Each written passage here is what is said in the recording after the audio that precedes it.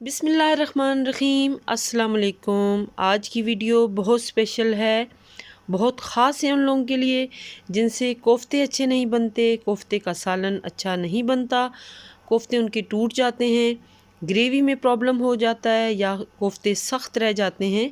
तो तमाम प्रॉब्लम का सलूशन आज की वीडियो में मौजूद है।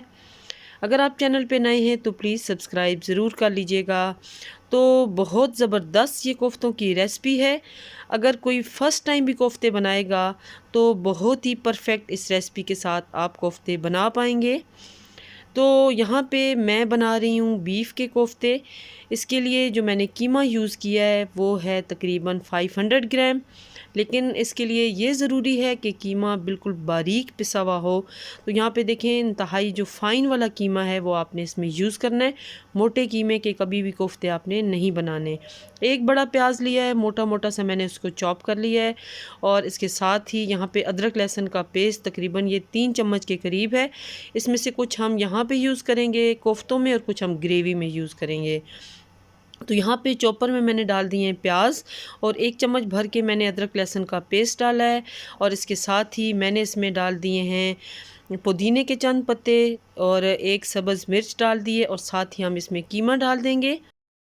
अब हम इसमें तमाम मिसाले ऐड करेंगे। 1 चम्मच यहाँ पे मैंने सुर्ख मिर्च का पाउडर ऐड किया है और 1 टेबलस्पून यहाँ पे सफ़ेद ज़ीरा का पाउडर ऐड कर रही हूँ। ज़ीरे से बहुत अच्छा इसका टेस्ट आएगा। 1 टेबलस्पून इसमें मैंने हल्दी ऐड की है और 2 टेबलस्पून यहाँ पे भुने हुए चनों का मैं पाउडर ऐड कर रही हूँ। 1 चम्मच यहाँ पे धनिया पाउडर है, बिल्कुल ये भी फाइनली मैंने इसको पीसा है।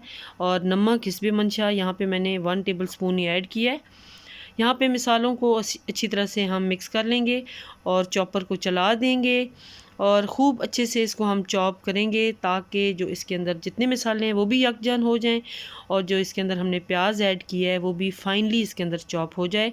तो यहाँ पे देखें हमारा ये कीमे वाला मिक्सचर रेडी हो चुका है, बिल्कुल फ़ाइन। ये देखें ये हुआ है, पेस्ट बना है इसका। अब हम इसके स्टैंडर्ड साइज़ के कोफ्ते बना लेंगे। बहुत ज़्यादा बड़े भी आपने नहीं बनाने और बहुत छोटे भी आपने नहीं बनाने, ताकि जो है ना इवनली ये साइज़ हो। और इसके साथ ही अब इसकी हम फ्राइंग स्टार्ट करेंगे। फ्राइंग करते वक्त आपने इस बात का ख्याल रखना है कि ऑयल बहुत ज़्यादा गर्म ना हो, क्योंकि अगर गर्म ऑयल में आप कोफ्ते ऐड करेंगे तो जो ऊपर वाली इनकी सरफेस होगी वो एकदम से जल जाएगी और अंदर से कोफ्ते हार्ड हो जाएंगे। तो बिल्कुल आपने लो फ्लेम पे इनको हल्का सा फ्राई करना है, यानी लाइट सा गोल्डन जब इनका कलर आएगा तो आप इनको निकाल लेंगे। बहुत ज़्यादा आपने इनको फ्राई नहीं करना, उससे भी कोफ्ते सख्त हो जाते हैं। कोफ्ते हमारे अच्छे से फ्राई हो चुके हैं। अब हम मिसाले की तरफ चलते हैं। तो हाफ़ कप मैंने ऑयल लिया है और इसमें मैंने एक बड़ा प्याज जो कि फाइनली चॉप किया है, बिल्कुल बारीक देखें, उसको मैं गोल्डन फ्राई कर रही हूँ और साथ ही 1 चम्मच अदरक लहसुन का पेस्ट ऐड कर रही हूँ।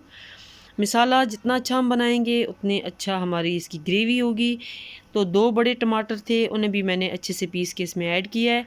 अब यहाँ पे हिस्बे मंशा आप नमक और हल्दी और सुर्ख मिर्च ऐड कर दें। सिंपल मिसालों के साथ हम इसे बनाएंगे। आधा चम्मच के करीब यहाँ पे मैंने गरम मसाला पाउडर भी ऐड कर दिया है। हरी मिर्चें यहीं पे इसी स्टेज पे आप ऐड कर दें।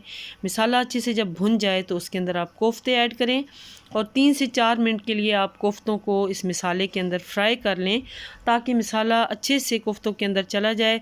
उसके बाद जितनी आपने ग्रेवी रखनी हो उतना ही आप पानी ऐड करें और बिल्कुल आप लो फ्लेम पे कोफ्तों को पकनेंगे।